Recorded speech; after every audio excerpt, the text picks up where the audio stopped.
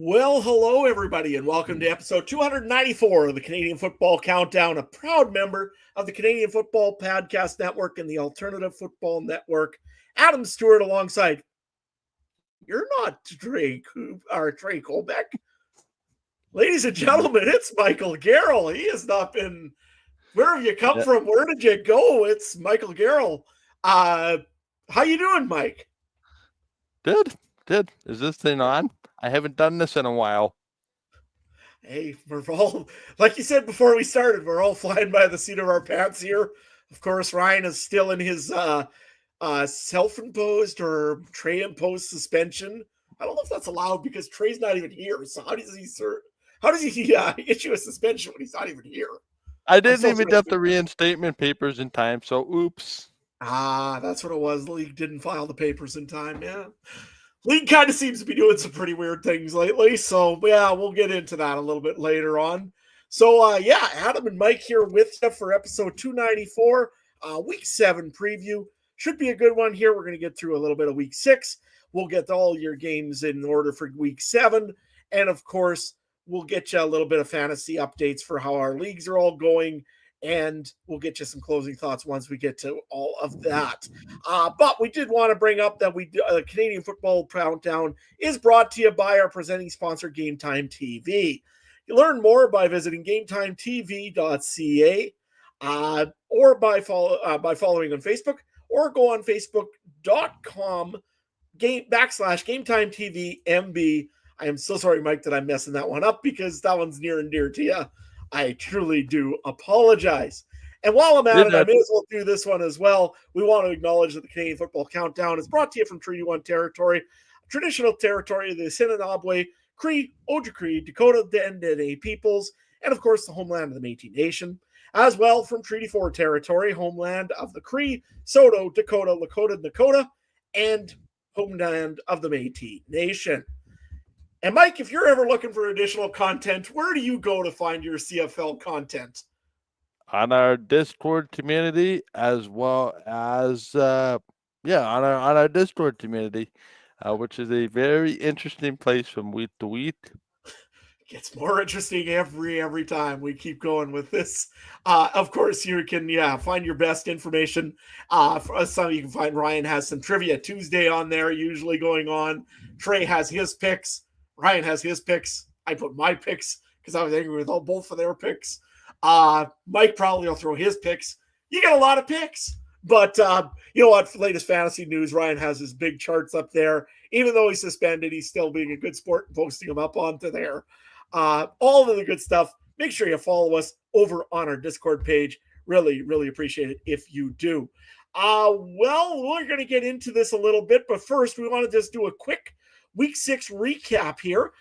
Been a few games going on last week. First game first, there was really only 3, but Friday night goes into Saturday night, or Saturday afternoon. The Riders, the Stamps.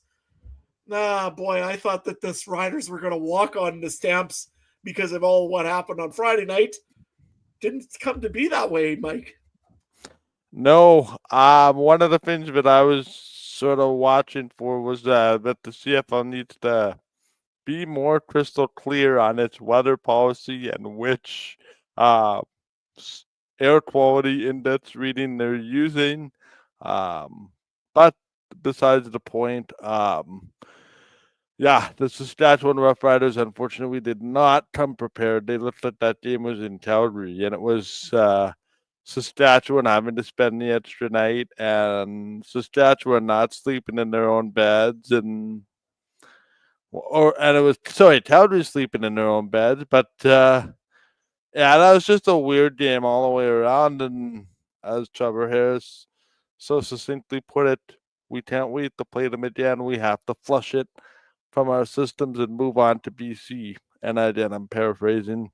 And I think it's just another feather in the cap of the Stampeders, who, quite honestly, they're, and I mean this in a polite way, defensively ignorant. Someone was supposed to tell them they're not supposed to be this good. But we'll see what happens. No, it is interesting, right? They beat the Bombers at home. Now they, go into Regina, beat the Riders, and now they're going to the Hornets' Nest at our place on Friday night. And if we do that, we'll, I don't want to say clinch the West, but pretty much make the statement that the West goes through Calgary. Absolutely, and all the hap tip over to Calgary. I did not have them doing anything this year, especially on defense. I thought that's where they were going to suffer, and on the offense too. I did not expect. Yes, Vernon Adams is a great quarterback, but Damian Alford, boy, that kid came out of nowhere. He is just amazing. And of course, somehow Trey managed to figure out how to pull a rabbit out of the hat and pick him up in our private fantasy league. He's hoarding the Nationals, which seem to be doing the trip for him. Getting bad for that. So we'll talk a little bit more about that later on after our Week 7 preview for the games. Saturday night, we did have the Hamilton Tiger Cats and Ottawa Red Blacks. Kenny Lawler doing Kenny Lawler things again is probably the easiest way of describing that game. And boy, I know you always like talking about maybe coaches on the hot seat. How hot is it for Bobby Dice at this moment? Yeah, it is pretty warm, as I think Ottawa found yet another way to lose. Had this one in control, and this is kind of the age-old problem in sports, right?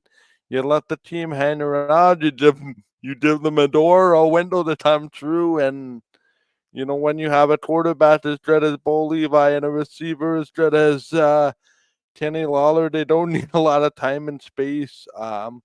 For me, this was just Ottawa's complete inability to add on and really, really put some distance. And then Hamilton put some decent drives together. Believe they outscored them, shut them out in the fourth quarter while scoring a touchdown and I think a field goal. But hey, all of a sudden now the Cats have won 3 in a row. They're 3-2 and kind of where everybody kind of thought they would be. Although this is Hamilton's, I think I read a stat, they were over 500 for the first time in almost 1,300 days. Just because they had notoriously slow starts, historically of 3, 4, 5, and 7 losses, or close to that in the last number of years. So that is pretty interesting. And listen, I think even at 0-2, I think you would agree with me, Adam, but I think Hamilton deserved better based on the quality of their football team on paper. And Ottawa, geez, the age-old quarter way through the season bye coming notoriously for maybe coaching changes. I don't know. Like personally, I expected better from Ottawa based on what they did last offseason, but it just hasn't really materialized. Then I guess the question is if you're gonna fire Bob Dice, who is the replacement? And can the replacement do anything better with what he's been given roster wise? Because I think that roster has a lot of deficiencies, but I don't know too many coaches that could make anything work with that scenario. And really, does a coaching change do anything, this time of year? Is it just for the sake of maybe appeasing the fan base? So more questions about two teams that are right now, it seems, going in opposite directions. Yeah, and I think you're going to see. Something happen. I'll almost bet that there's going to be something that happens in the bye week with Ottawa, especially this one because they got a home and home this week against Hamilton. Hamilton wins this one, boy. They put themselves in a pretty good spot in the CFL East. And not even that. If they win them both, I think you can turn the lights out. Really, I don't think anybody's touching Montreal either. Montreal and Hamilton are going to make a fight for it, I think, in the East. Yeah, they are going to. But as far as the bottom two, I think. It's going to be just one of them. The crossover is definitely in play this year because you have 4 strong teams in the West. Yeah, it's a really big mess over there, and then in the East, you got 2 good teams, and then you got 2 teams that we'll get into them in a little bit here about what we're thinking of all that. The last game of the week. BC walked again. Everybody's non-surprised in this one here. BC walks into Edmonton, spanks Edmonton for a while. Boy, I think it's time for a new core. You know what? I want Trey Ford to do as good as he possibly can in Edmonton. He's a Canadian. He's a good guy. I bet, like I said, I never met him, but I think he's a great guy. He's a young player, but boy, I don't know. I think it's time for a change in quarterback in Edmonton, especially when you got a really good veteran like Cody Fajardo. Mike, what do you think? Is it that simple? Nope, but something's got to change. Nah, and honestly, you know what? You could go with 0.4. Again, I didn't get to watch the game very much, but when Justin Rankin only gets 0.4 fantasy points, yeah. I mean, come on. There's something else other than just the quarterback. I get that, but yeah, you know what? You got to make some change or get some excitement or get something rolling, right? The stat that jumps out to me is not just the rank in rushing yards; it's the time of possession.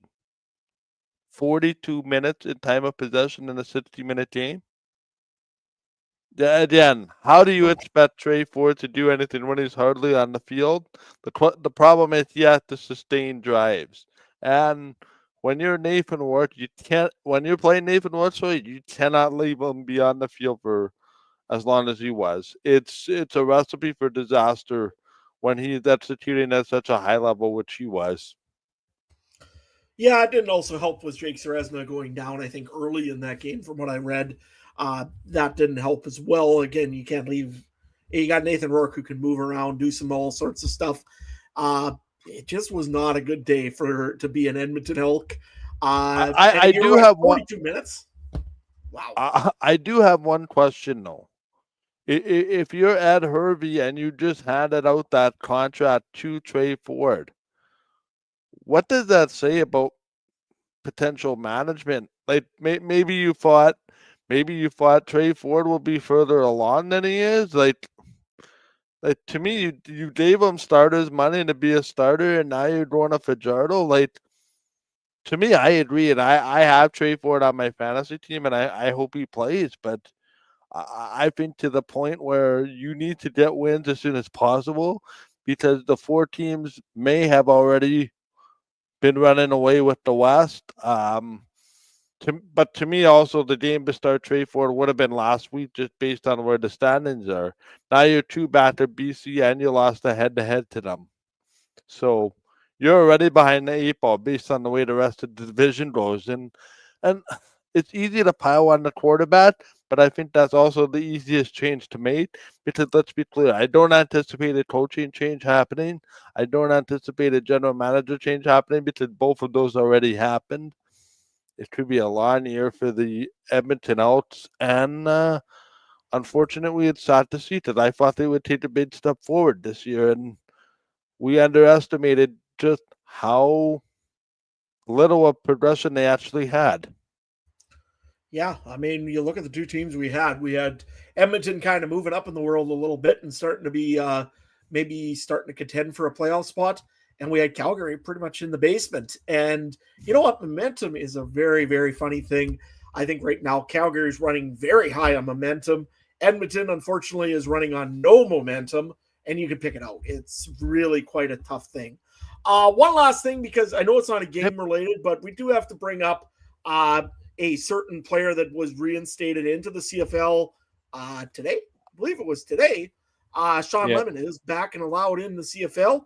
Of course, he had a betting issue. They suspended him, indefinitely. And all of a sudden now, you know what? You're fine. You can come back. But you got to serve 2 games because of a performance-enhancing issue or it's not even related to what he was suspended for. Oh, just, 2 games. The heck, you get those 2. I think from what I've heard from a few guys now, he has officially signed in Montreal. So he will be back with the Alouettes. He's got 2 games to serve before he can come back. I don't know about you, Mike, but I don't like what the CFL did here. Nope. I do want your thoughts, though. No, I don't either. You basically opened up. I think you said there's a can of worms before the show even started. You basically said, okay, it's okay for players to bet on their own game. Slap a slap on the wrist, and you did to go. The other part that really annoys me is I don't know if you saw his statement. Lemon said, "I'd like to paint my family. I'd like to paint my lawyers. I'd like to paint the CFLPA." This sounds like a threat from lawyers. You get this guy on the field, or else you got more problems. I don't like this at all. It sets a terrible precedent.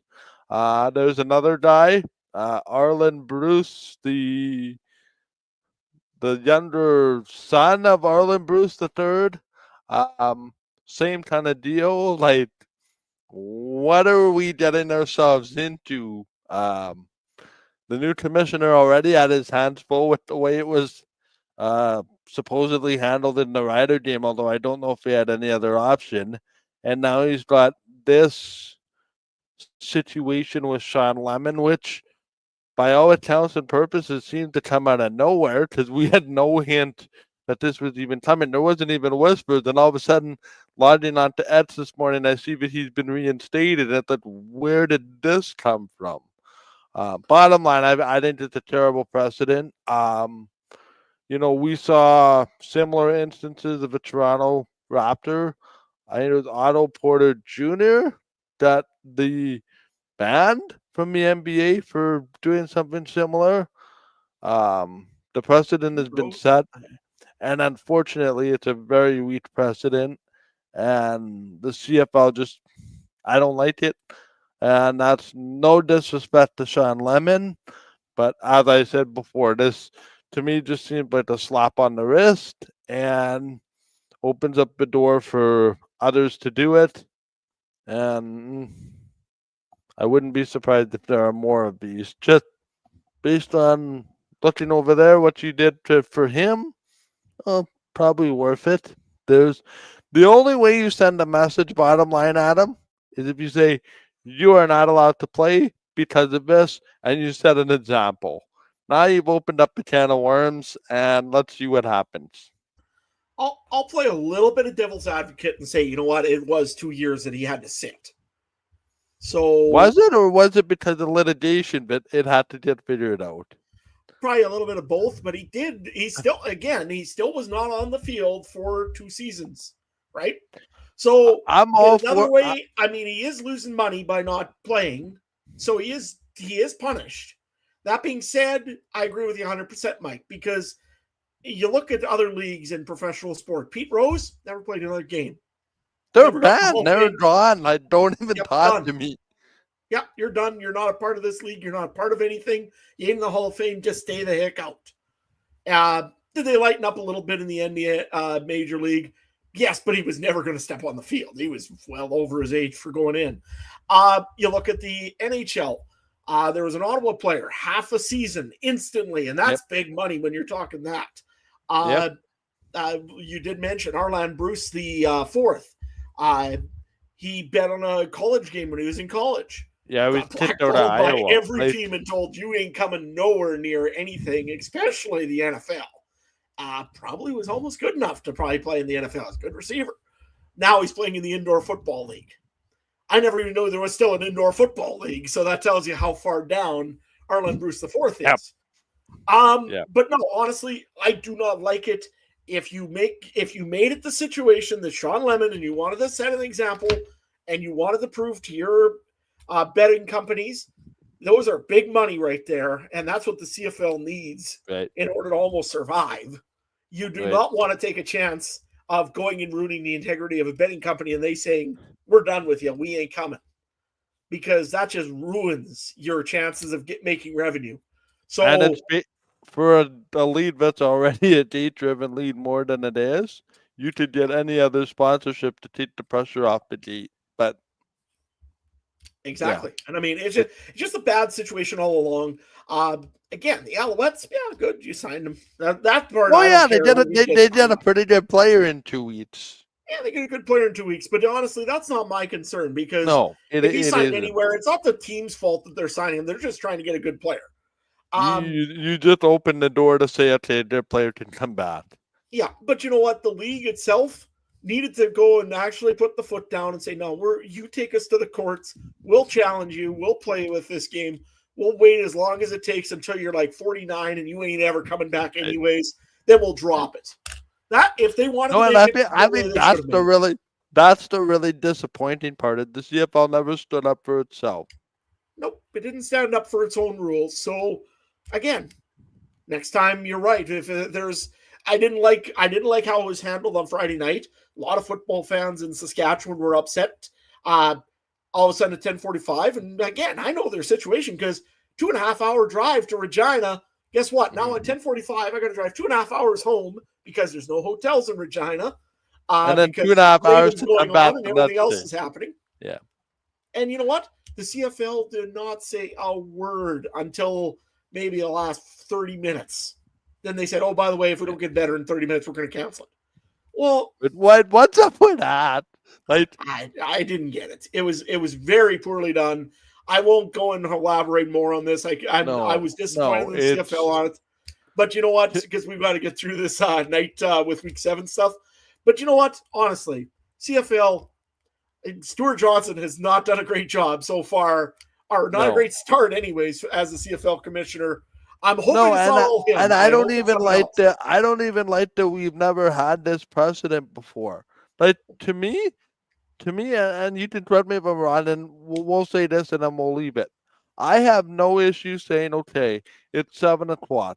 If it doesn't get better at 9 o'clock, we get out of here. None of this, oh, because the game hasn't started, we can wait as long as we have to.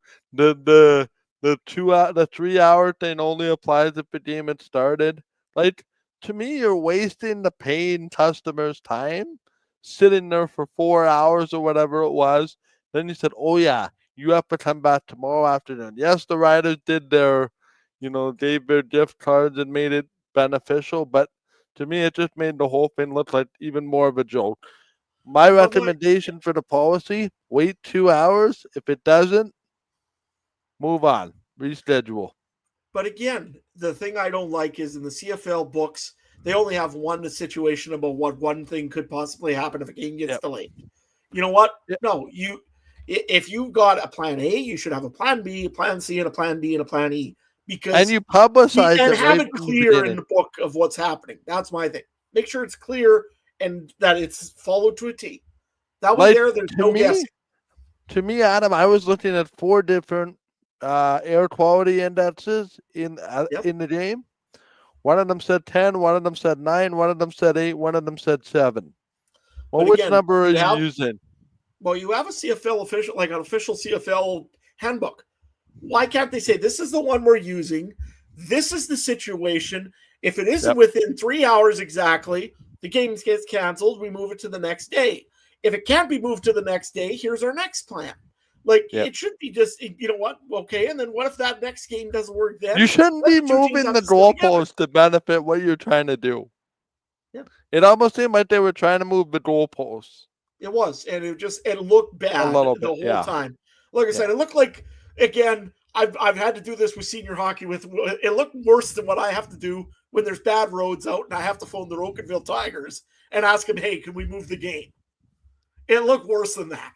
And that's with 30,000 people, not 200 from Theodore. Yeah.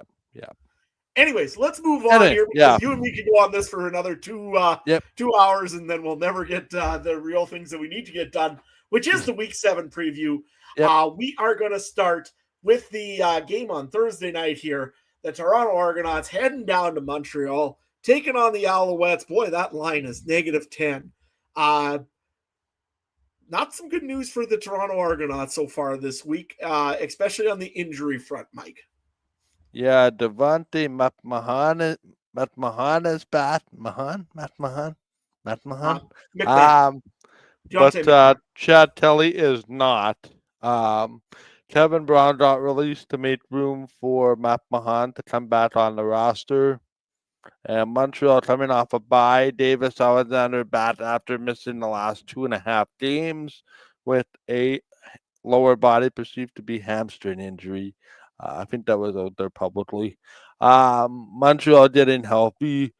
McLeod Bethel-Thompson did what he could, but left a lot to be desired.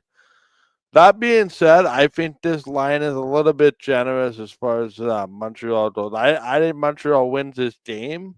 I'm just floored at this line at 10. Because Nick Arbuckle has put a couple of good games together lately.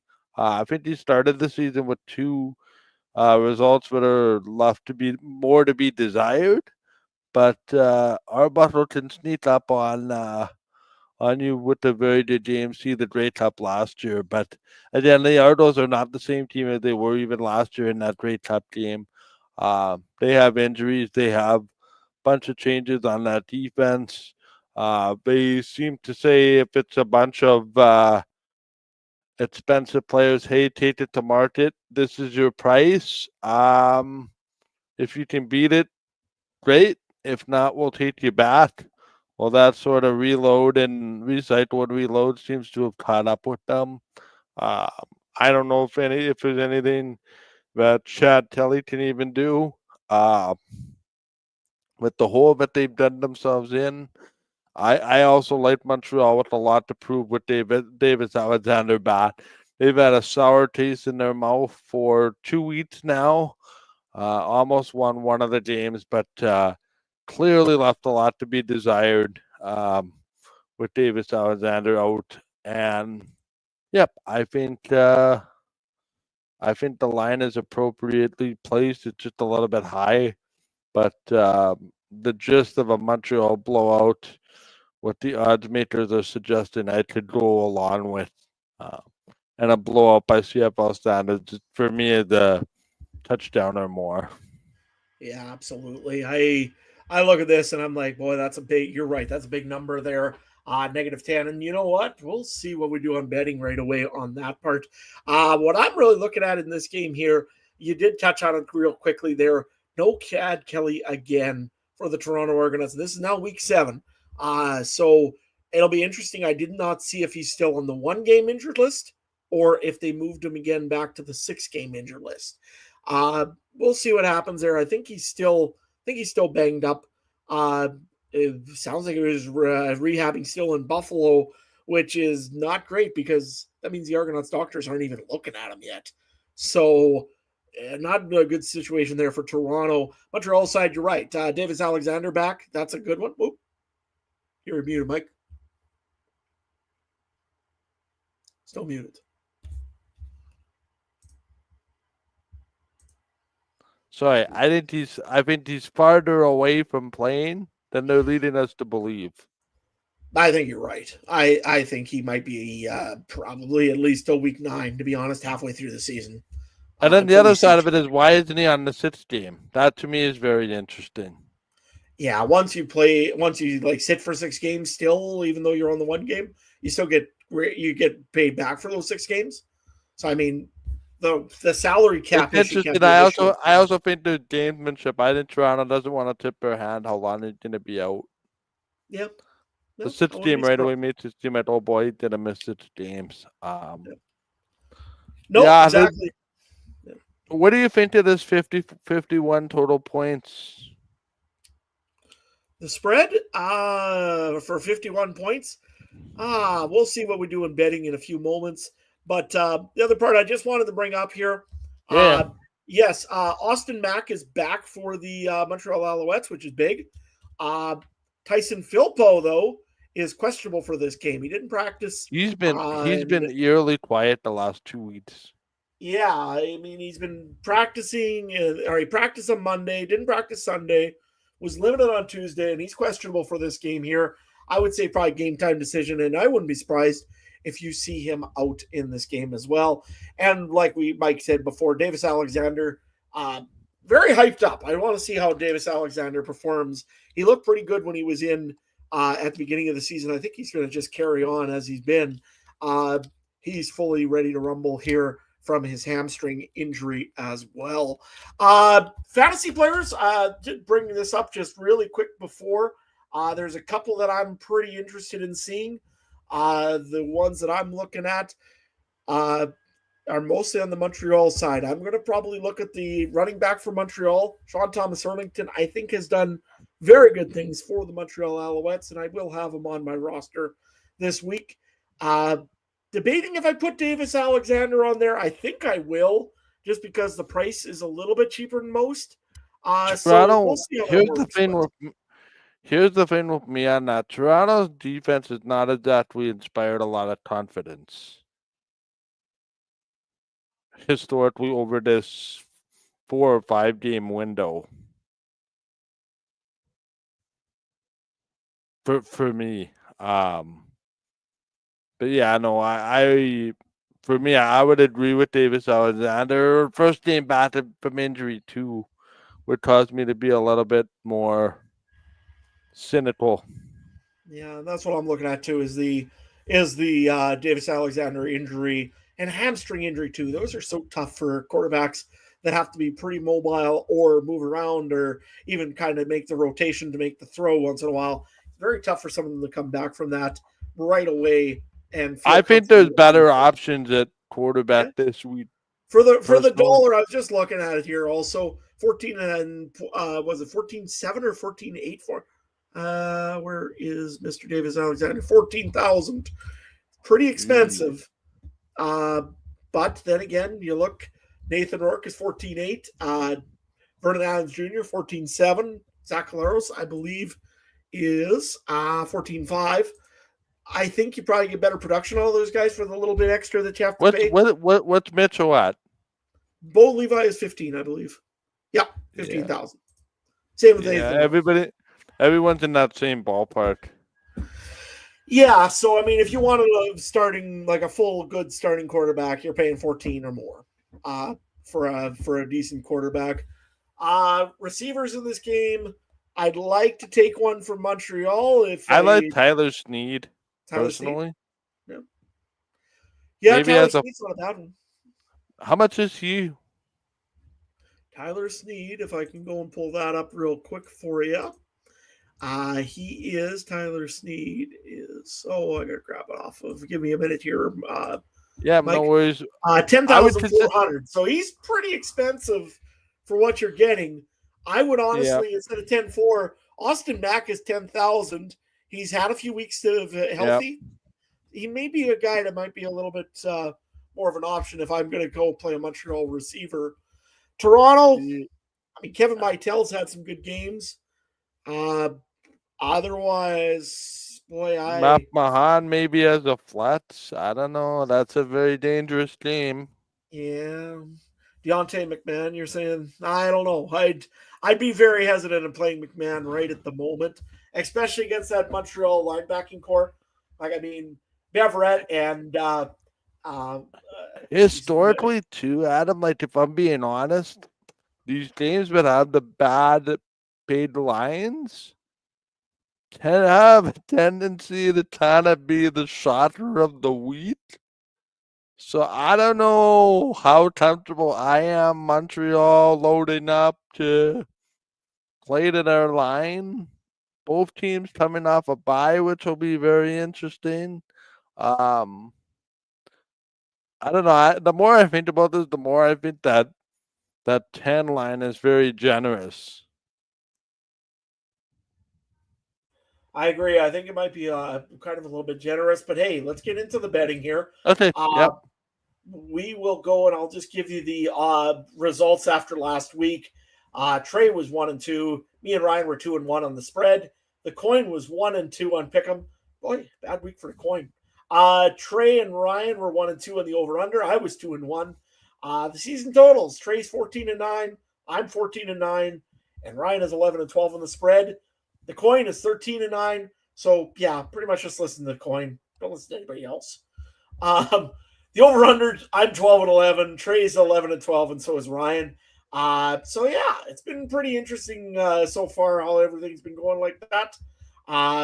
Kind of just breaking even, I guess, or just a little bit above if you've been betting on me. Don't know why you would ever do that, but nevertheless. And Mike, he's undefeated because he hasn't thrown us any bets. 0-0. No harm, no foul. Give you the 0-0. So I'm going to give you the honors. You can take your pick here, Mike, and let me know what you're thinking. I like Montreal to win. I do not like the line. I think this is going to be a game within a touchdown. and I'm going to go over 51. So Toronto covers and over is what you're saying? Correct, yep. Okay. And I will just throw that in there so that we have that. I look at this one and I think you might be onto something there.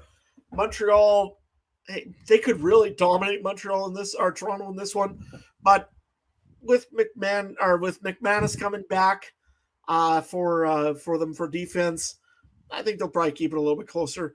You know what? I'm going to do the exact same thing, Mike. I'm going to go Toronto to cover, and I will go with the over as well. I think if McMahon can run, I think that's gonna balance out the time of possession a little bit, therefore making it a closer game. Yeah, I would think you're very right. Like I said, if Deontay McMahon can really get it going, I think he'll be good. And like I said, we'll see how it ends for the Argonauts. Our fallen colleagues did send us their picks as well. If I look here, Yep. I've got Trey. He has Toronto. He's going to take Toronto at +10, and he's going with the under. He thinks it's going to be a low-scoring game. What does Ryan have, Mike? Ryan is -10 Montreal and under. Interesting on Montreal. I could see him being right too. Like I said, I would not be surprised either. Nothing surprises me anymore. It is the Canadian Football League. Exactly. I mean, I can see Toronto just outright winning this game somehow just because. Well, let's not push it. But anyways, the coin is going with the Montreal Alouettes on a straight pick'em. So yeah, I think the coin actually has some good points there. We do a really good job of getting analysis from all of our things, especially the coin. The coin seems like he's very comfortable in what he's picking this week. What does the coin say? Yeah, no, the coin was telling me Montreal, so that's a real good option, I guess. I guess you know what we'll do though. We'll move down the road. Friday Night Football. We are going to go to Princess Auto Stadium. Calgary Stampeders, Winnipeg Blue Bombers. Winnipeg's got red in their eyes, I'm sure, from 2 weeks ago. They've got Milt Stiegel coming back to cheer them on. A sparkling record coming off a bye. Yeah. They have a sparkling record usually coming off of bye weeks. This should be all Winnipeg. Tell me how this is going to be a trap game, Mikegerl. Trust me, I'm completely the other way. I watched Collaros 2 weeks ago. He throws those two pitches, the Winnipeg defense off right from the start, right from that first drive. Vernon Adams carving a Blue Bomber defensive turkey that day. The one thing I kind of hesitated in, Calgary losing the day because of the postponement and having to travel home and then travel back to Winnipeg. Does that shorten their work week? Let's be fair. I think Calgary's playing a little bit over their heads. I think the Winnipeg Blue Bombers are gonna have pride based on what happened 2 weeks ago. I think that sits in the craw of the Blue Bombers. I also think historically, somebody pointed this out to me too. The Blue Bombers record before a bye, historically during this run, is not great. It's coming out of the bye where they're very good. So Dalton Schnorr, I believe, still a question mark. That is the biggest injury news for the Blue Bombers, but they have depth at receiver. Look for, I think, Cody Case to come back in, or Cody Case or Dylan Mitchell. I don't know. I didn't see anything if they have made a decision one way or another. No, doesn't look like Peyton Logan is going to play this week. Kick and punt returning has been a very positive spot for the Blue Bombers. I'm actually really looking forward to this game. I don't know. Do you want my pick since I'm kind of done talking about the game? Sorry? Or why don't you say how you feel about this game before we get into pits? Well, yeah, we'll go and we'll do picks and fantasy. We'll do Yep. fantasy just before the picks here. But Yep. you know what? This game here, you're right. Winnipeg always seems to come out of a bye week just sparkling and, seeming to really go. And Mike O'Shea, I don't know what he does. Maybe he had some vitamin water or some extra energy or something to those Yep. players. Because usually, they're flying. Usually when they come out of a bye week. And I guarantee you're right. They are going to be seeing red. Well, literally because they play the Stamps, but that's just, I think also because they kind of got punched in the face. And Bombers fans, I've been hearing nothing but them giving reasons on why this doesn't matter. Oh, well, whatever. But you can tell it hurt when the Winnipeg Blue Bombers fell to the Stampeders over how they did in the Stampede the Bowl. egos were bruised. I mean, I we're know not used to. the egos definitely were put back into check in Winnipeg, but you know what? Winnipeg's going to come out flying. I kind of see what's going to happen in this one. Injury report. Didn't see a whole lot too interesting there. Just Juan Antui's out. Malik Henry's actually practicing. He's out for this week. But hey, kudos to Malik Henry. I hope he gets back in for. Do they need Stampeders. receivers? They not like them coming out of there. You know what? These Yeah, guys they like seem to have all the Brooks and receivers again. Alford and Yeah, Clark Barnes didn't practice this week. He's out. The Stampeders. Winnipeg, Dalton Schoen hasn't been practicing. He's doubtful. I would say no. That's just my. Yeah, and same thing. Also, that could be a big loss.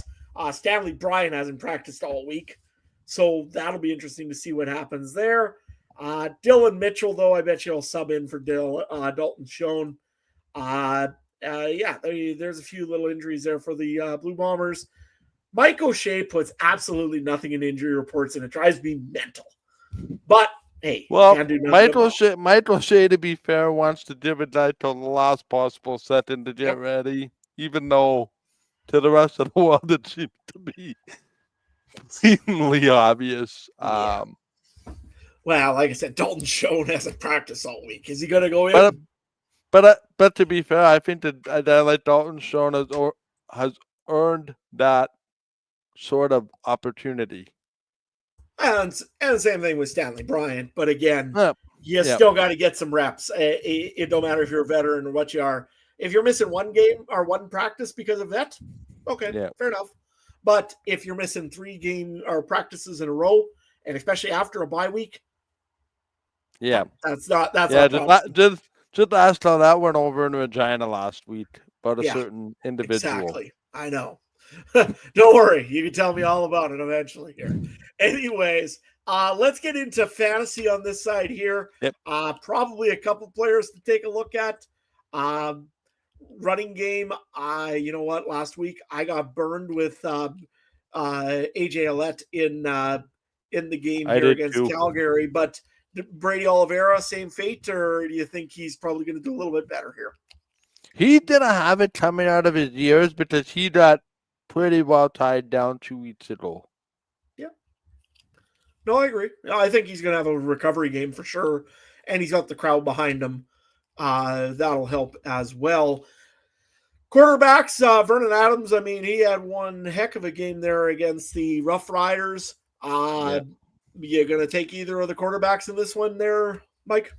No, not for me, just because it's somebody seeing Vernon Adams for the second time, and now there's some videotape on him. Listen, I think Calgary wins this game. There's the spoiler, but it will not be double digits like it was before. So any players otherwise that you want to take a look at here? I did want to bring up one guy that I added to my roster here a couple weeks ago. That was, I think, Kevin I'm going to screw up his name. Kevin really Clarcius. Okay. Anyways, I really do like him for a pick. He's cheap. Kierdrick Weeful is a great pick as well. Usually he's fairly cheap on the fantasy rosters. He has low quality, low volume catches, but of high impact. Yep. When he gets he's one of those. He's one of those Adam that could have 4 catches but have 3 touchdowns. Yep. he's in the right place at the right time, and he gets those catches when Zach Collaros needs to give a catch over. I think he's in the right spot. No, and I also think though, to be honest, I like the Curseus play over the Wheatfall play this week. Okay. If you put a gun to my head and say pick one. Seems like a good plan. I will not put the gun to your head, but you know what? On the Calgary side, please don't be silly. I mean, I know Damian Alford is. You know what? There's going to be the hype is all over him this week. I guarantee that there's going to be a lot of people picking him up, putting him on their fantasy team this week.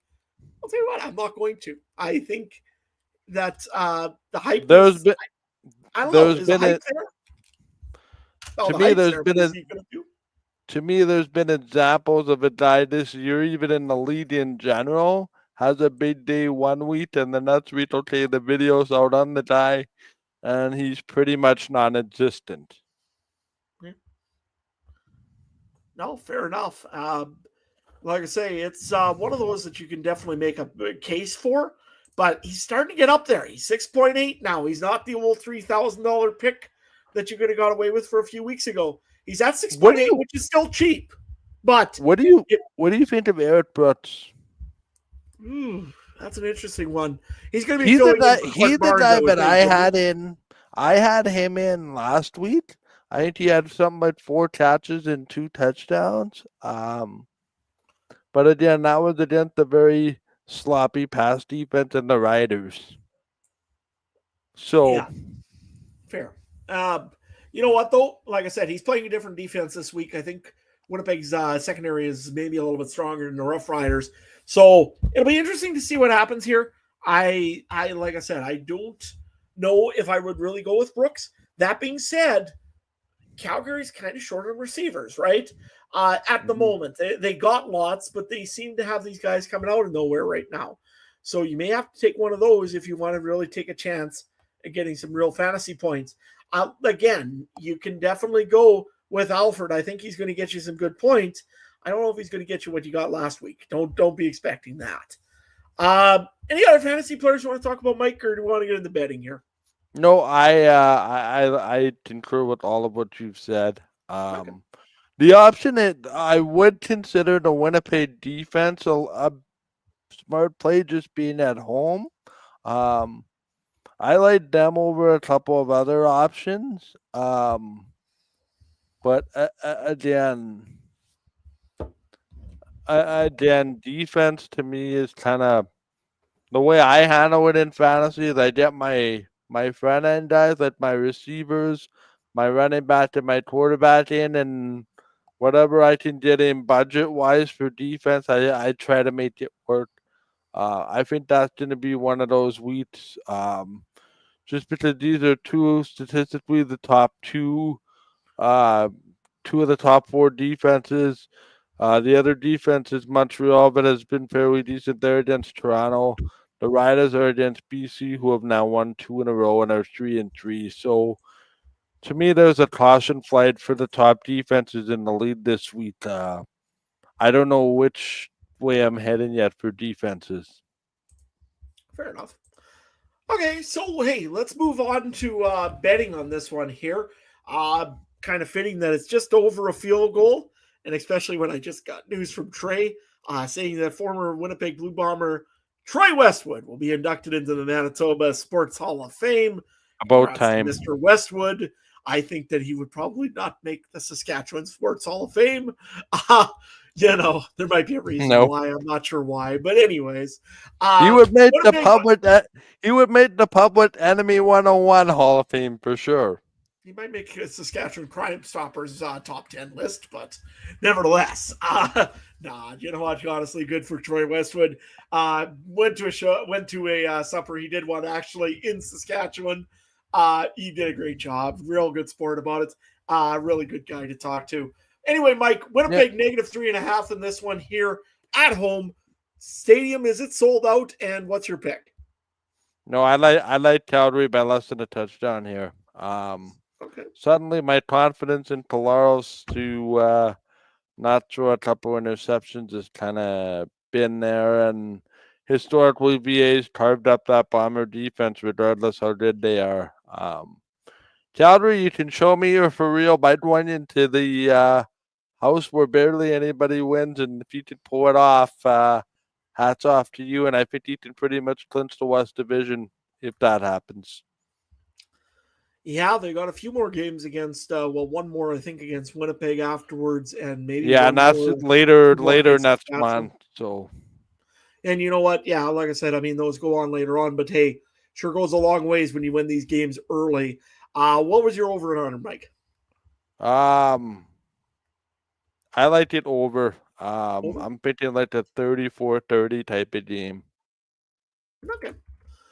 Okay, and I'm going to go with the Winnipeg Blue Bombers.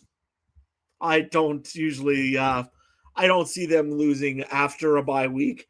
Mike O'Shea is way too organized. I wish I had your confidence. No, honestly, I'm very confident in the Winnipeg Blue Bombers in this one here.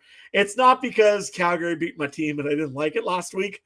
They deserved what they did, and you know what? They played a good game against the Rough Riders. They're going to play another good game against the Bombers this week. But you know what? Winnipeg is focused. They're angry, and they're at home, and that crowd can get awful loud in Princess Auto Stadium. So give me the Bombers. I'm going to take the Bombers in this one here. I'm going to go with the under, though, in this one. I think it's going to be probably a little bit more of a defensive battle, but we'll see what happens. It could be one of those that it could become a shootout very easy as well, but we will see what happens in this one. Trey, for interest's sake, if I can find this thing real quick, because I was looking around and not paying attention. What's Ryan's picks this week? Ryan's pick is Winnipeg -3.5 and under. Trey is Winnipeg over. Okay, well, Trey's the same as me. He's going to go with Winnipeg, but he's going to go with the under in his game. He thinks that this game is, or did I say, Trey said over. Sorry about that.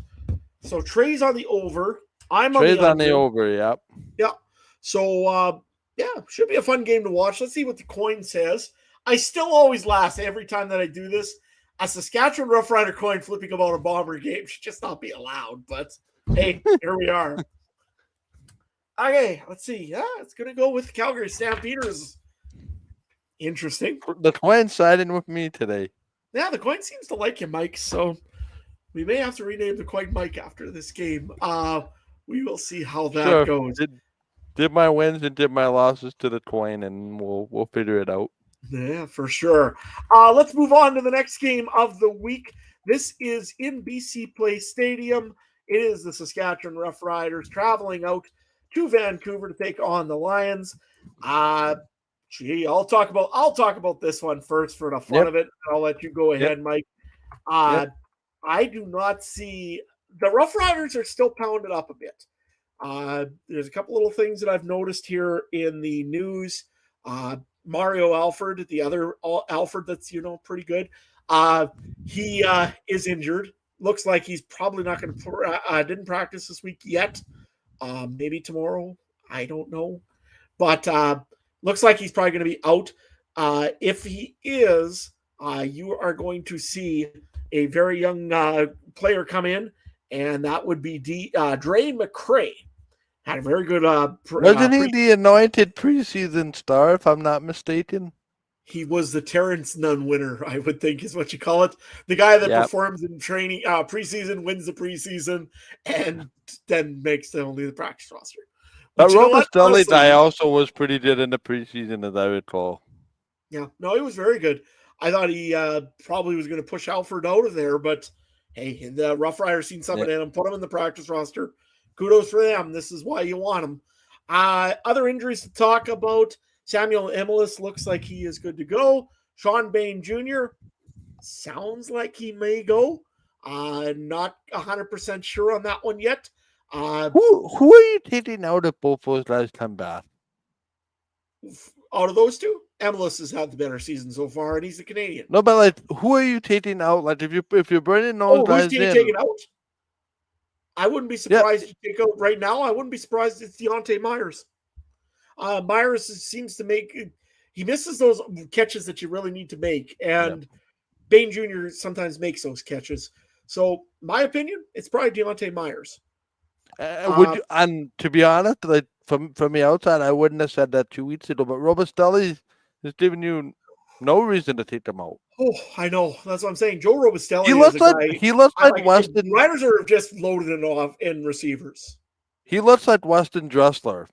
Yeah, he looks great. I mean, Robustelli has those little like he does that fade just like Dressler used to do, and you look at it and you're like, wow, this guy's great. He Maybe a little reminds taller me. than Dressler was. Dressler was like he- could barely make the waist of most of the offensive linemen, but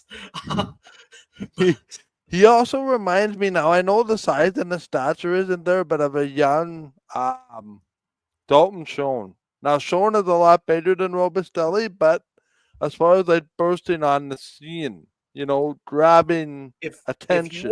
But if you want to see a guy that really looks like Joe Robustelli and look in the back in the days, Andy Fantuz and him were just perfect route runners. Yeah, those guys. There's your That's comparison. who Joe Robustelli reminds me of. Just a great route runner, knows what he's doing out there at all times. And I applaud him. I hope somewhere they can figure to put him in. Just another American, man. We got a lot of Americans, but we just don't. We got to have that solid American starter. I thought it was Keyshawn Maybe Johnson. Ben Cahoon too. Ben Cahoon, that steady setting down. Yep. Jason Claremont too. Yep, those good, solid guys that you can just expect to be there when you need them. And I'm real happy with Joe Robustelli, what he's done. But so many guys in this roster that can play. And I mean, I didn't even bring it up. Tommy Neild now is practicing with the team, half and half with Mitch Picton. So both are Canadian. Both don't really disadvantage you, to be honest. I think maybe Neild has a shot over Picton. I don't know. We'll see. The other one's also back. But again, that I think comes down to blocking. Like, can you do the things when you're not catching the ball? Do you think Neild is a better blocker than Picton? Hard to say. Right? And I mean, I've watched Tommy Neild play in Toronto. I thought he was a great blocker, but you know what? I want to see him on the field. It's a different team, right? Yeah. Yeah, it's going to come down to something like that. I think if you're going to go down to Canadians, you owe it to your team, you owe it to your fan base to have the best team possible. I mean, yeah, you just got to look at it just like I say again. It's a plethora of offensive weapons for the Rough Riders. Tommy Neild, again, Mitch Picton, Sean Mims Jr. He's been in there once in a while. You've seen, again, Sam Emilus has been injured for a little while. He's coming back, so he's going to be taking a spot.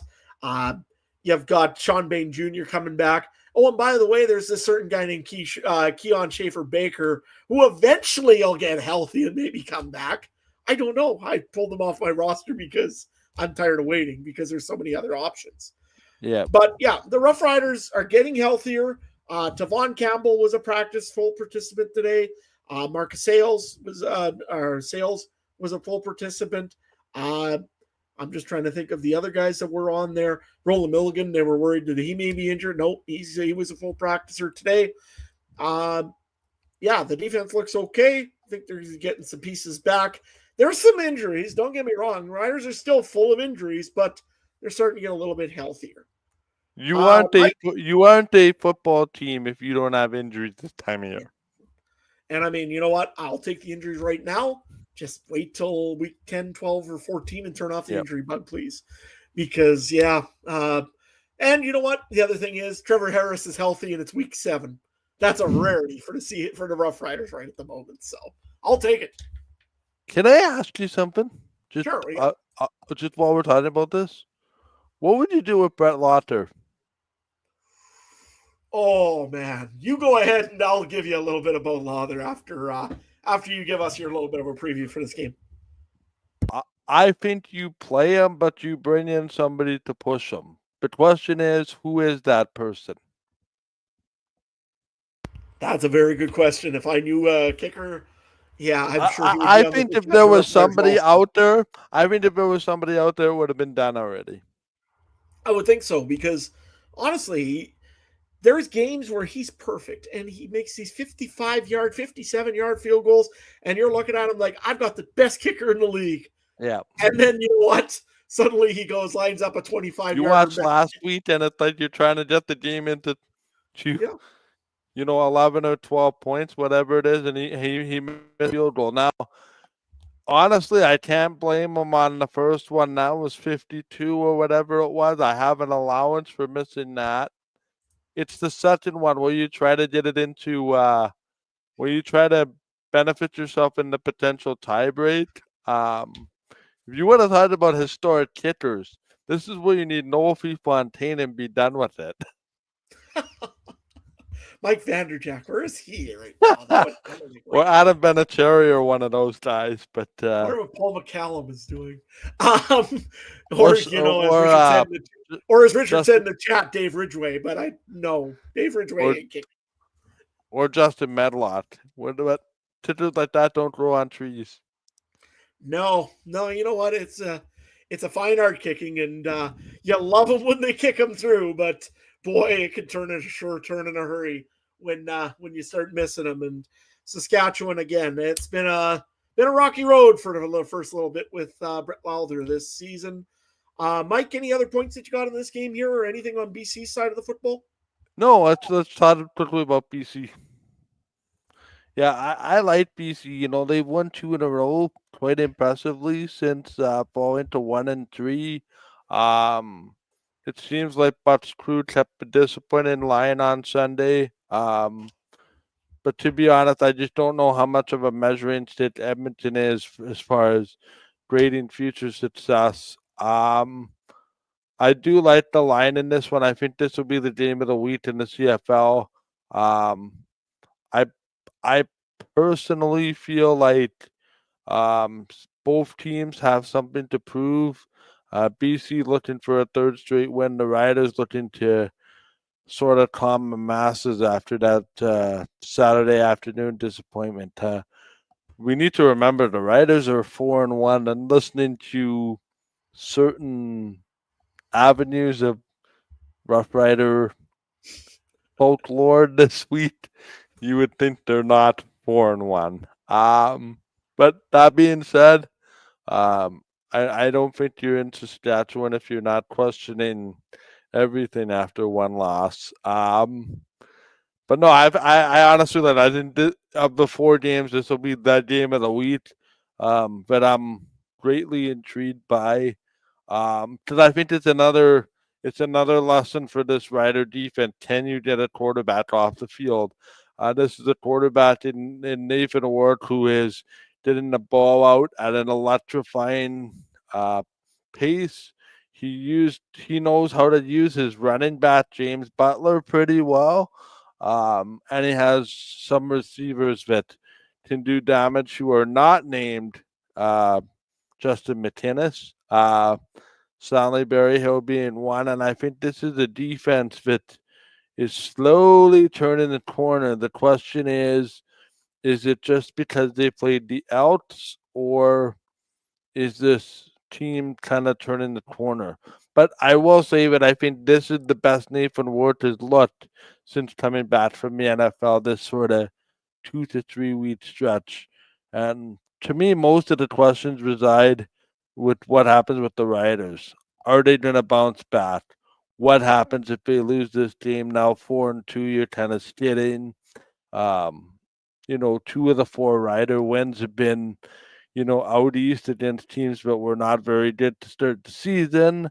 Then you start asking a lot more questions. But this is also a win for BC, as Richard said, to kind of validate, the steps that you are taking in the last 2 weeks, and not necessarily a 2 steps forward, 1 back approach.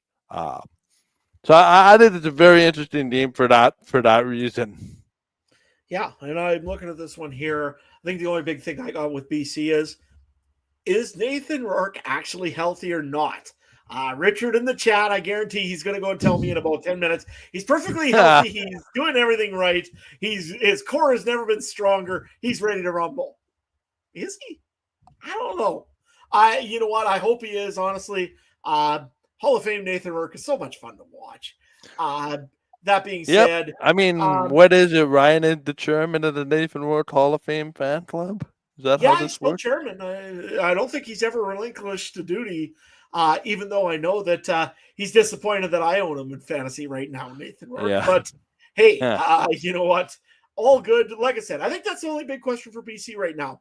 How healthy is Nathan Rourke, and can this offensive line keep him up? If they can, Yep. and they can keep him healthy and not touched, they're going to do pretty good, I think, on Saturday night. It's interesting because I think the type of injury that Nathan Ward has doesn't just disappear in a week or two or three or four. I think this is the season long thing that they're gonna have to manage. And can he be good enough to play the games? Yes. Okay, good. You're good to go. Other than that, well, it clearly shows that the backups aren't viable options at this point. Yeah, I would not want to see Jeremiah Mazzoli or, well, maybe Chase Bryce because he's young. I mean, that's the only option I think right now because I don't think Mazzoli's going to cut it. Fantasy wise, any players that you're taking from either one of these teams? Yep. Rob Robustelli is in the lineup. He better be in the lineup. He better follow that up. I'm also looking at James Butler. He likes to work under the dome. Um, Nathan Ward's easy escape hatch might give a look to Trevor Harris at quarterback for me this week. Because I have to feel he bounces back. To me, it was also the Riders' inability to finish. They were inside the goal line quite a few times and didn't, come up with a couple more points last week. So, the score was kind of interesting, right? Because he threw for over 350 yards and only had 10 points to show for it. Well, it's inside the 20th, I think, where it really hurts the stats. But this had the potential to be an absolute shootout as well. I think you're right, and you know what? If I'm looking at any fantasy players on this one here, I would like to look at Nathan Rourke. I think he probably has some chances to take advantage of a secondary on the Saskatchewan that hasn't been quite as good as it was over the years. I think that they have an opportunity there. The other one I would maybe look at, I think AJ Alouettes due for a big game. I think that he was disappointed. He had a big one against BC earlier this season. And I think, Here's the thing: how do you go away from a running game if you're the Riders? It's not like you got the It's not like you got the barn door blown off and you're down 21-0 after the first quarter. Like, to me, there was no reason to go away from a run. I thought they overfought themselves. I think that must be the case because honestly, yeah, they didn't they turned off the run game pretty much right after the first quarter, and that was it. And if you don't think that AJ Ouellette can do the job, why not go to Kadeem Carey? Like, that seems like a pretty good option to me. Yeah, they got a full 1-2 combination there, and I mean, to me, that's going to be one thing I'm going to be watching with Saskatchewan, and I think they will. I think they're going to go back to AJ Ouellette and pound the ball a bit. I know that they don't have Bertrand Hudon, and that's been a pretty big loss because I know they like using him for kind of that old push the ball down the field, just to push the ball down the field. But you know what? Kadeem Carey's good for it too. You got 1-2 back in there. I think like I said, if I'm the Rough Riders, I also think if you're the Riders, you have to, because James Butler didn't be involved. Yeah. Oh yeah, without a doubt. So I'm going to go with Nathan Rourke and probably AJ Ouellette in this game here. I don't know if I'm going to use anybody for receivers from the Saskatchewan. We got to see what the depth chart is. I like Robustelli. I might consider Trevor Harris. A little bit gun shy on AJ Ouellette after he burned me last week. Yeah, I am a little too, but not as much. I think that they got to have a bounce back game, and Saskatchewan had a good one against BC with AJ Ouellette. I think they're going to have a good one in the dome with Ouellette. I get this. I put up 124 plus points and got very little from AJ Ouellette and Justin Rankin. Yeah, same here. I mean, I had Damian Alford that gave me a lot of points last week. We'll talk more about this when we get our fantasy recap. But it's interesting, right? Because I don't think the past performance is any indication of future success anyway. For sure. Let's get into betting here. This is a close one. It's a point, essentially. It's a pick 'em. I'm going to go with Trey's pick here first. I'll read them off to you, and you can give me Ryan's. Trey is going to take the Rough Riders +1 in BC. And he is going, did I read that right? Yeah, he's going to go with the under. Ryan, what is he going with there, Mike? He likes BC -1 and under. Okay. And you want to go first? Yeah, I like BC, and this line stumps me because 25-25 gets us to 50. I'm going to go under, but I wouldn't be surprised if this goes over. Fair. It really depends. It really depends because to me, it's both. These are both teams that it wouldn't surprise me if it's 24-17, and these teams have 6 and 7 minute drives on one another. Yeah. I wouldn't be surprised about either way, to be honest with you. I think this game's going to be close. I think the Rough Riders got a little bit of a nip in their back the other game, though. So I'm going to go with the Rough Riders in this one here. I think I'm good. Like I say before in fantasy, I think AJ Alouettes is going to have a big game. So give me the Rough Riders, and I'm going to go with the over on this one here because I think you're going to see two running backs just run on top of each other for most of the game, and that could be a lot of points. So Richard in the comments says take the over. Might have to reconsider. I didn't. But you would agree that this might be the game of the week in the league? Oh, I think this is the game of the week. Like, I mean, Calgary, Winnipeg is going to be a good one. Like, it should be a really good game as well. BC and Saskatchewan, though, I think this is the game of the week. This could really determine a home playoff game, to be honest with you, going later on down in this year. I mean, BC wins this one, all bets are off. If Saskatchewan wins this one, geez, they're looking pretty solid. And, hey, a 5-1 team in Saskatchewan, that's not good. Yeah, and then they'll get a lot of criticism because they lost one, but yeah, and then one of Winnipeg or Calgary has to drop the 2 losses. That's the other thing, unless they tie. So. Oh, exactly. So, hey, let's move on to our last game of the week here.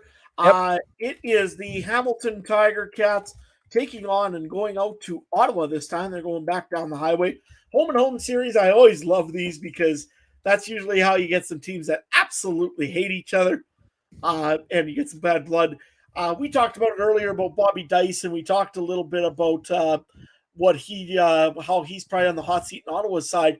Let's just quickly talk about what Kenny Lawler is doing here in Hamilton, because I know, like, it's absolutely insane, right, Mike? I get reminded on a daily basis by Mr. Coop that I kept Shamar Bridges over Kenny Lawler. Geez, what was I thinking?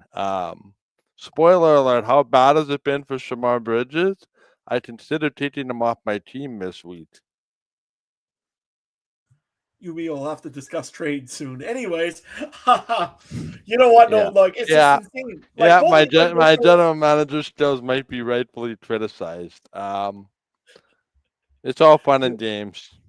That's exactly it. It's all for the fun. But hey, you know what? Kenny Lawler's just an absolute, as said by one of the other managers in our league, he's an absolute cheat code. I mean, 22 points to one game, 40-some points to one game. I mean, how do you stop him right now when he's on this kind of a pace? Bo Levi, it's a perfect combination. Bo Levi Mitchell loves hucking it up in the air, and Kenny Lawler is always there to pull it down right now. I mean, you could double cover him, you could triple cover him. It don't matter right now. I mean, I think, to be honest, this is why I'm so befuddled about what Shamar Bridges has not been able to do.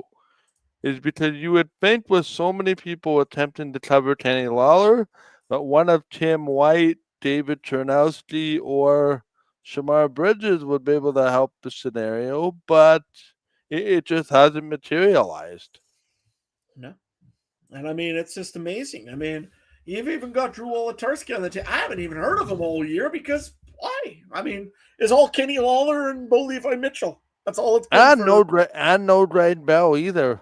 Not much. No, he was injured there in one game. I don't think they noticed. He didn't play the last game either, so. No, that's what I'm saying. He wasn't in. I mean, Johnny Augustini was in. Did he look okay? Not really. But nobody mattered because Kenny Lawler was, what 60 yards downfield making his catches. I mean, when you're throwing the ball 50 times because Kenny Lawler's making Superman catches every week, you don't need a running game. No. It almost reminds me like who's running the offense, right? And we like to poke fun at Tommy Condell for not using a running back, but Did they get the mics mixed up upstairs and Tommy Condell is calling again for Hamilton? Or I mean, no. In fairness, why change it if it's working? no, makes perfect sense. I mean, it's been just amazing for the Ticats, and you know what? Let's see how long this rides out for. Ottawa's still got the same defensive secondary they had Yeah. last week. Amari Henderson is still probably going to line up against Kenny Lawler. So, we'll go quickly over to fantasy and talk about that real quick. Just But, I mean, really, there's only one player you got to take. And I mean, it's not even an option, is it? Kenny Lawler, bully by Mitchell, lot, right? Not pretty well. I mean, those two you almost have to have on your roster if you want to win a fantasy league this week. And other than that, I mean, I don't see anybody in Ottawa that I'd be very interested in right now. I mean, and you got to remember they still have some players. Eugene Lewis is a good player. Yeah, Khalil Pimpleton. I wish he would get the ball thrown his way late. Khalil Pimpleton, but the problem is they're not sustaining drives. That's the one thing I notice is they had multiple times, and I think I said this in my opening. They had multiple times to extend that lead before Hamilton busted the door down in the fourth quarter, and they just couldn't do it. Nope. Like I said, they just couldn't. They couldn't put them away, and again, it's just that seems to be, unfortunately, and I hate to say it because I love Ottawa, but that's the Ottawa way. It's just they get in their own way. They get down to about the 25, the 30-yard line, go for a field goal. Yeah, and then the other team can take one possession, score 7 points, and just undo basically two of your possessions. And all of us that know the math, 7 is greater than 3. So it's simple. But Ottawa's got to finish drives. If they can finish drives, they have a good chance, but it's just until they can. It's also interesting that the same old problem seems to be resonating in Ottawa. It just seems to be we think they fixed the problem, but yet the same problems rear their ugly head every year. Yep. And again, Drew Brown was injured for a while. Yeah, bringing Justin Crum. Now Drew Brown's back at least. I mean, maybe. But in fairness, I think they're trying to keep it the same so they get some cohesion because you can't keep changing everything and expecting to. That's the problem, Mo. You need to be able to develop chemistry. The age-old line is always trying the definition of insanity, trying the same thing and expecting a different result. And at some point, the hard question has to be asked. And mind escapes me. I think William Fields is the defensive coordinator there Fields is in. Who's the D coordinator in Ottawa? Old BC Lion. What's his name? It's not Ryan Phillips. Maybe it is Ryan Phillips. Yeah. Anyway, but I know that Fields is in Toronto. I thought he was in Ottawa.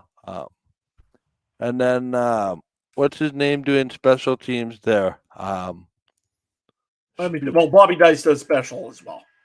Yeah. No, but to me, I think Rick Campbell is your special teams coordinator. That is a possibility that Rick Campbell. Again, I think personally speaking, if you move on from Bobby Dice, he becomes head coach, and I don't think that's a state secret anymore. Rick won a Grey Cup in Ottawa. I mean, I think he'd be a great choice, Rick Campbell. You're all right, though. It is William Fields is their defensive coordinator, and then on the offensive coordinator, it's Tommy Condell. So that's why I say, if nothing else, maybe Tommy Condell somehow got the mics mixed up and was telling Bo Levi Mitchell to throw it down the field every time. I don't know. No, I think it's not even as the time goes on. The worst kept secret for Campbell might become head coach. Well, and again, you look at it, they're on a bye next week. They lose this game to Ottawa or to Hamilton pretty heavily. I can see something happening, unfortunately. And Bobby Dice is a great guy, but that's just the way it is. I will go to the wall for Bobby Dice because I don't think he was put in a great position to succeed. But the problem is, in professional sports, you're hired to be fired, and it's a what have you done for me lately business. And lately, there's been a lot of L's in that department. Yeah, absolutely. Fantasy wise, anybody else that you're looking at, Mike? There or I liked it as a wild card. If you want to talk about bit off the board pits, Keelan White, the number 3 pit in the first round. My thing is, does he get enough target share with the Geno Lewises, with the Braylon Addisons? And what is Ottawa doing at running back? Like, William Stambat and Dan Boyle, for lack of a better term, are 1A, 1B. That's part of the reason why it led me to pick up a running back this week, is because I just didn't know what Stambat was going to do. Like, to me, you have to go with one and hit and stay at one. But again, it's not going to matter if you're not going to be competitive in games. And I'll say this right now, because I think we're going to be heading there right now. This 1.5 points is extremely generous based on a team that I think is going to come in, and I'll say it right here, right now, put the Bobby Dice era to bed. I think this might be the blowout of the week, because if you can't stop Kenny Lawler and Bo Levi Mitchell, your offense needs to do something special. And there's nothing that I've seen that, especially in a rematch where you have a chance to look at the tape. I'm not sure they saw anything in a week of tape that would suggest they're going to stop Kenny Lawler and Bo Levi Mitchell and a Hamilton defense that really turned the corner when it mattered most. I think Hamilton wins this game by 10 plus. I think you're right. I think Hamilton is, we're going to move into betting here. Hamilton, I think, is your probable bet for this one, especially at -1.5.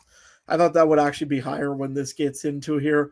To me, this typically would scream at a 5.5. Yeah. I would say probably 5 is the number I would think. 5, 5. But you could see a 24-20. You could see it within a touchdown. You could see it just over a touchdown. Yep. So you're going to go with Hamilton -1.5, I would presume? Yes. And what the over-under on this one for you? Over. I could see Hamilton hitting 40 points. I could see it too, to be honest with you. I could see a pretty good game from the Hamilton Tiger Cats. So, yeah, I would go probably with the over on this one, if that's right. And give me 1 second. I'm looking for the other guys' picks here, but in the meantime, I lost. I got it. Oh, you got it? Can you read I got it, yeah. Oh, I'm just writing this down.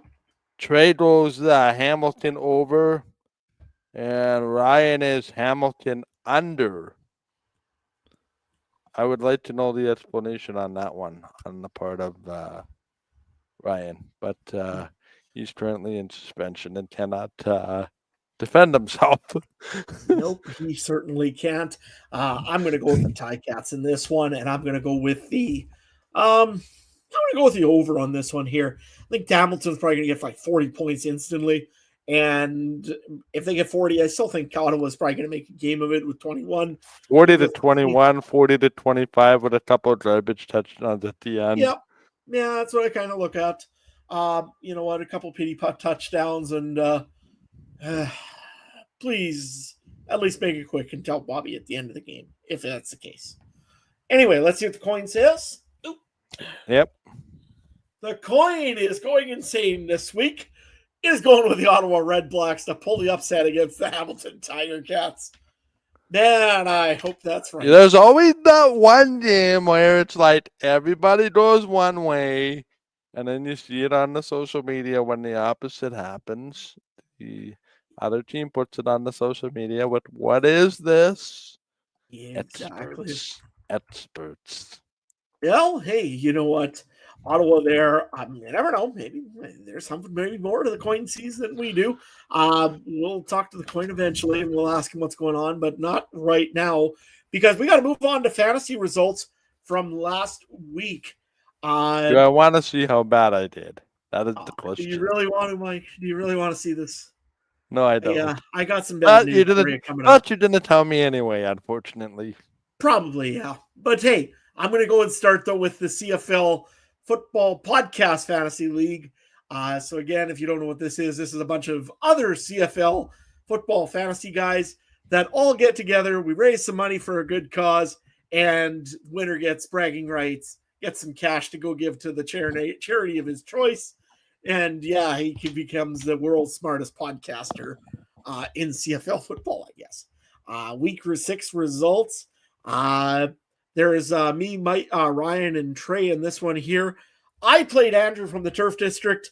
I completely destroyed Andrew from the Turf District, 125-53. Yeah, that wasn't close. That was a big blowout. There's a different word for that. That is mass destruction. That's Edmonton Elks ugly, and unfortunately, Andrew, that's kind of your team. Sorry, man.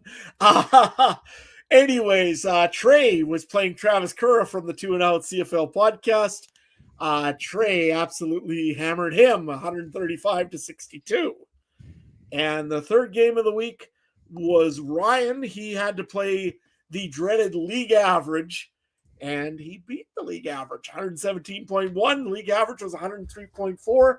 Good on him. He wins that one. Moving on. This week here, I've got the second half of the Turf District tour. I get Kayla from the Turf District. Trey is playing Daltz from the Rouge, White, and Blue podcast. So we'll see how Daltz does there against Trey. And Ryan is playing Safamod. That's a 1-2 battle in our league. They're one behind the other in the league. We'll see how that one ends for them. Moving on, Mike, you want to might want to plug your ears right away here because I got to go and do our Discord league. And this one here, I got some bad news for you, I think. I'm just trying to pull it up here if I can. Lay it on me. The Discord lead was pretty good for me this week.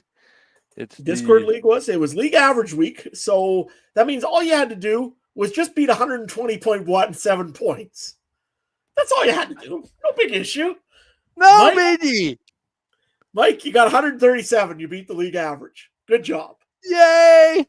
And so you get a W. That was with 2 unproductive running backs. That's fair. Yeah, and I had one that was just gruesome. Nevertheless, Trey, he beat the league average. He had 135.9. And Ryan, he only had 117.1. So he lost to the league average this week. So he lost league average week. Standings in that league right now. You might have won the week, Mike, but you're still in 15th place out of 16. 2 and 3 or whatever. 2 and 3. So, that's interesting. Especially seeing as it should be 3 and 3. Actually, no, I should be 3 and 3. Exactly. I'll go and I'll fix that one up. I can see that there's an error there, but that's okay. We'll get you fixed up. I'm 3 and 3. I'll have to have a word. I'll have to have a word with Mr. Commissioner on this one. Exactly. Mr. Commissioner, you may be sick, but you got to get your league in check. You're letting things fall apart. Come on. We expect perfection in this team. Anyways, nevertheless, 10th place will be Mike.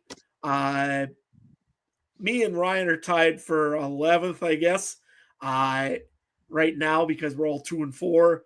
Our Discord Fantasy League is just absolute gangbusters. They're insane. So if you want That's to check that important. Discord Fantasy League, go ahead, check that out. There used to be days, and I'm not going to mention names in this pool because that's not what I do. You were fine winning your matchup at 100. I know. Now you don't even crack the top 8 at 100. I like how the league average is 120. I mean, 130 barely gets the job done. That's exactly it. I mean, Ryan got 117 points and didn't win. Like, that's usually like 117. Oh, yeah, you won. Nowadays, you got to look to see if you actually won that league or not, because it's sometimes where you don't. Just a note to those in the lead, and I say this tongue in cheek, and I think we play league average one or two more times. Somebody needs to take one for the team and lower that league average, please, and thank you. Absolutely, because that's crazy. 117 is just not acceptable. Like, come on, give us poor guys at fantasy a chance. I mean, that's like one bad destructive injury away from somebody, and you're done. That's a Austin Mack punch to the head, suspension for a game, loss. Or Brady Oliveira, 1 drive, 3 plays, you're done. That too.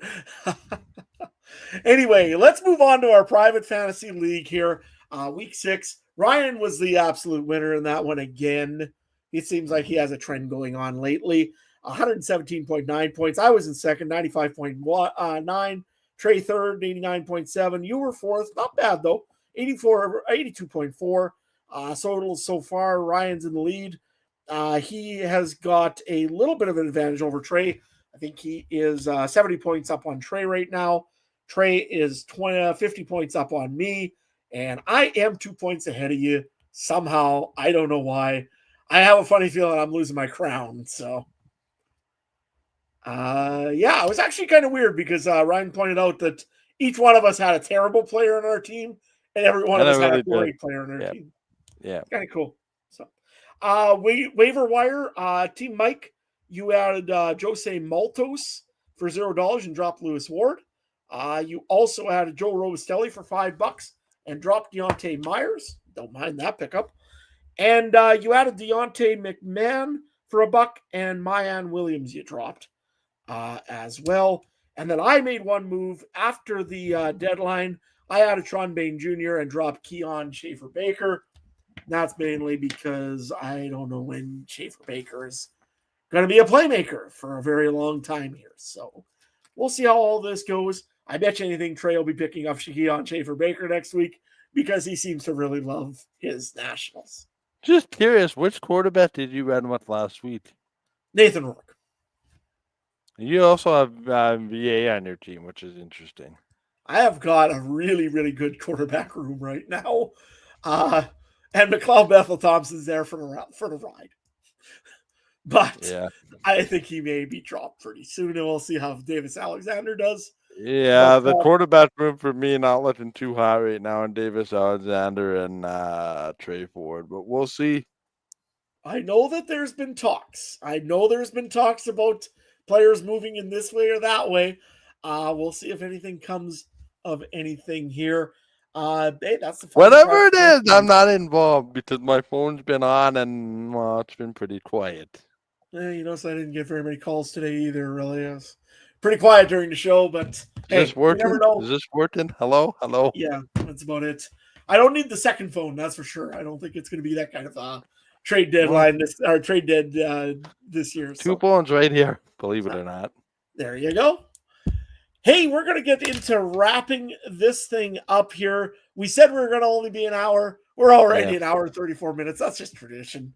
Well, I missed this show and I had a lot to say. So that's about it. When we have Mike, we have to have his opinions and we got to get everything out because you know what? This is like his therapy. He comes in here and he tells us all of what's going wrong with the Riders, what's going right with the Bombers, what's going with all the other teams. And when he comes, we got to make sure we get all of his thoughts. And then I leave for a few weeks, and then he's gone. Yeah, when I'm not feeling the best about myself, I force my way back in here. Forced entry. Exactly, and unfortunately, we were going to ask also because I know Trey's been bringing it up the last 2 weeks. Have you ever picked up that carton of milk that you went for? Sorry? have you taken off for a carton of milk and never came back? Or I don't know. I don't know. anyways, hey, We'll you know have to what? check the receipts in the security camera. Absolutely. Well, one day I know I got to go and listen to your hockey podcast and find out all about your thoughts on Jonathan Taves coming back to the Well, blue and white. I know that you probably were busy on that one. fair Uh, enough. yeah, The one thing I will say, Adam, do not listen to any predictions on that show because they are wrong, wrong, and wrong, and we are a so-called expert. It's quite embarrassing, to be honest. yeah, no problem. I'll go and I'll remove that part, Me, but I'll me go and and get my your opinion on the player. for quick context of what I'm talking about. Me and my co-host do this playoff pool where we pick the winner of the series for a point, and we did an additional point if we did it right in the number of games. Both of us didn't even break 50% across the playoffs. A little Ouch! rough. A little rough. Ouch! We're going to wrap this thing up here, Yep. though. So, again, we got a couple little things we wanted to tell you about. Again, make sure you go and join in the Discord League. That's where we are, the Discord channel. That's usually where you'll find all sorts of nonsense and shenanigans and whatever Trey is doing at that moment as well. Hey, we got some great fans on there. You get up to the date roster sheets. Usually those are within about 3 minutes of when they come out. They're already on our Discord page, so you never go and miss one of those. We've got all sorts of stats. We've got the game day talk as well. So if you got some trash talking to do, or hey, you just want to go and tell everybody what you think of the smoke game, you can do all of that good stuff on our Discord page. Make sure you check it out. It definitely is worth your time. You can also make sure that you always, if you are listening to this on a different platform, you can always look at the video version as well. I don't mention this a lot, but you can watch it over on YouTube. Make sure you type in the Canadian Football Countdown. You can find all sorts of good information and good podcasts and previous ones all posted up there. Make sure you follow us on the social medias, Twitter, Facebook. I believe we're on Blue Sky as well. YouTube, like I just said. And hey, where can people find you, Mike? What's going on with you? Because we Yeah, don't get to see enough here. people can find me on Twitter at mikegerl. I don't really tweet much there anymore. Just that I think social media platforms are useless nowadays. Just my personal opinion with so much misinformation out there. Yeah, when I do, I like to leave my opinions on the Game Time TV platform. That might be the best option. Rumor has it this show will be moving over to the new Game Time TV platform. It'll be an interesting bonus for some of our subscribers. We'll have more on that in the next couple of weeks as we are launching brand spanking new platform. And you'll like this, Adam, with apps for certain devices. So stay tuned for that. No, so that's where I've been the last couple of weeks. Really, really busy trying to nail down this app and get everything updated and really taking some time for myself, which I've really noticed a huge benefit. Just taking focusing on some of my other priorities. Not to say that this show isn't a priority, but I'm not even coaching ball hockey this year, and I do not have any regrets about it. Hopefully, maybe next year I'll get back to it. Just really taking some time for myself has been a very big benefit. Unfortunately, my family's still dealing with forest fires at our family cabin, which has kept us away from it for the year. But there's certainly some benefit to taking a step back and just being grateful for what you have, and that's something that I've been able to do is do some personal reflection, not to get too deep into the woods, but in the meat grinder that is the day-to-day life, to just take a step back and be thankful and grateful for all that you have. something that I've been able to do in the last number of weeks for sure. And it's the best thing for me right now. And coming on every now and then, such as this, this show is also good therapy for me too. Absolutely. And we always enjoy having you over here, Mike. You can follow me over at Adam Stewart 1. You know what? Mostly you'll see me going and running around like a chicken with my head cut off. Right at the moment, I'm either cutting hay or I'm going and chasing cows into fences that they shouldn't be out of. Yeah, that's maybe why we had to start a little bit later. The day-to-day life of Farmer Dry Sass. Absolutely. Farmer in Sask, if you're looking for me on Instagram. Unfortunately, I do apologize again. I did have to take the 10-yard penalty and loss of a down for delay of game at the beginning of this episode here. But hey, make sure you guys check out, you can check out myself, but hey, check out Mike. Make sure you go and check out Trey. He's at treymbharness. He's always got some interesting thoughts on stuff. And also same thing. Ryan, he's not really on Twitter or social media much, but when he is, he will be over at Cooper Trooper 42. So you can find him there. But again, best place to find all of us. Discord channel. We always enjoy having you over there. Just something on the way out, and I noticed this throughout the week. One of my favorite features, and you'll notice this on the Discord, is we attempt to have game day threads for each of the games every week. Make sure you drop your hot takes in there. We forget to make the posts every week sometimes. But no, we'd love to hear your hot takes after each week, and particularly, and remember, the best ones find their way onto the show. So you never know. You might be famous for a hot take or a really freezing cold take. And I don't need to remind anybody. The weather's going to be changing in a real hurry real soon. So might as well turn down the temperature or turn up the temperature, whichever you choose on your best takes of the week. And if you aren't listening too close to this episode, I think Mike gave his with Bobby Dice and what's going to be happening there. I'm not sure if that's really even a hot take, to be honest, but it's a take for sure. And we definitely enjoy getting all of those. Make sure you follow us again.